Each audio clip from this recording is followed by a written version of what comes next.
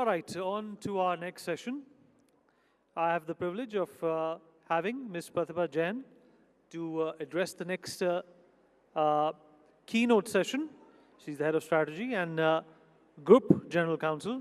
Pratibha ji, if I could just call upon you to come on stage and start your session. Thank you very much, and a round of applause, please.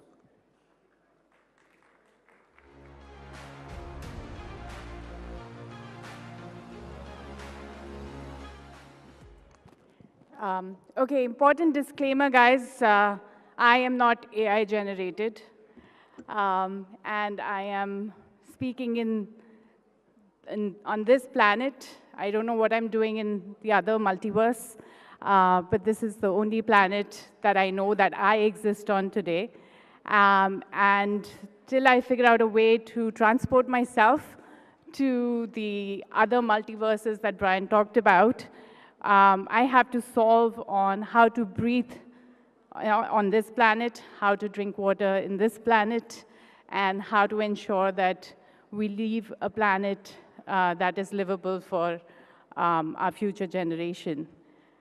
The organizers don't seem to like me much, making me speak after Brian and Nasser, but I'll try my best. They talked about very interesting topics that make our life interesting. But what I'm going to talk about is absolute necessity. And the future of green energy is not a topic. Future of green energy is about the future of all of us, the future of Earth. And for maintaining the future of Earth, there is no problem solution without ensuring that we solve it for India. There is no future for planet unless we ensure that India continues on the path of green energy and attains its target of net zero by 2070. But what makes this problem very unique in India? We have threefold problems that are very unique. One, the population of India, 1.4 billion, out of which a significant population is very, very young, makes it very different from, and its needs and the solutions need to be very, very different from what the rest of the world is doing. Second, we in India look at frugal. We are very innovative, but we are also very frugal.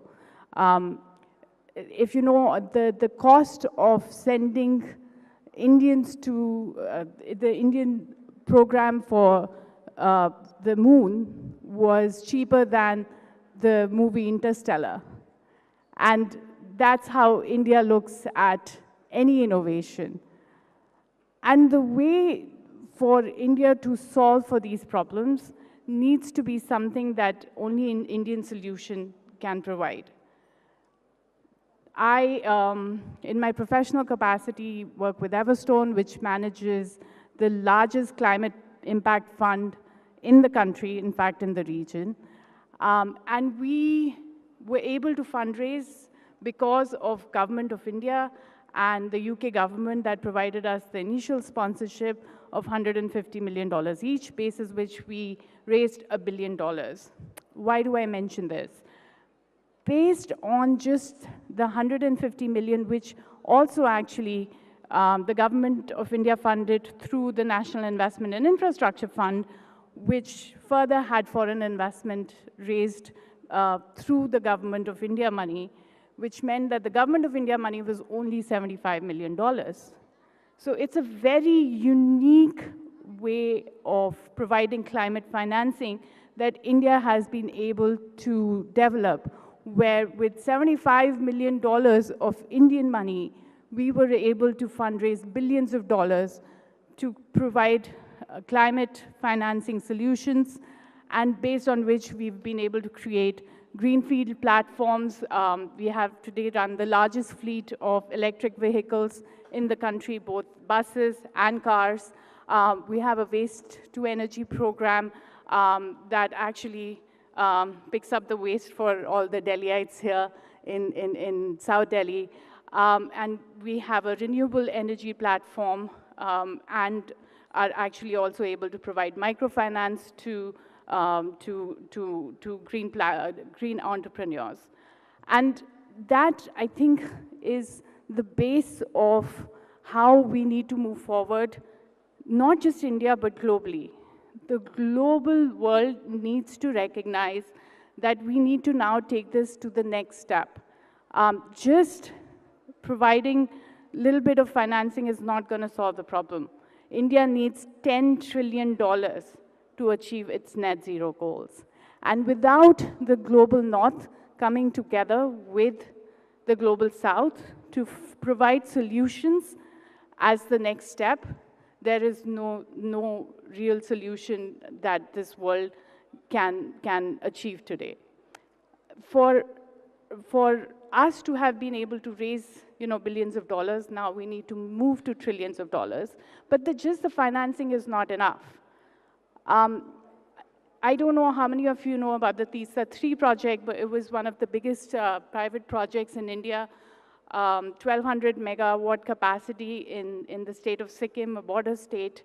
It was going to make the state, energy positive and cash positive.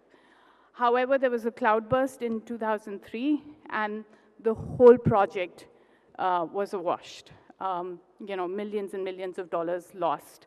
And the impact on the state, of course, is huge. Now, there was no climate insurance available. And even today, I don't know of a climate insurance product available for such a project.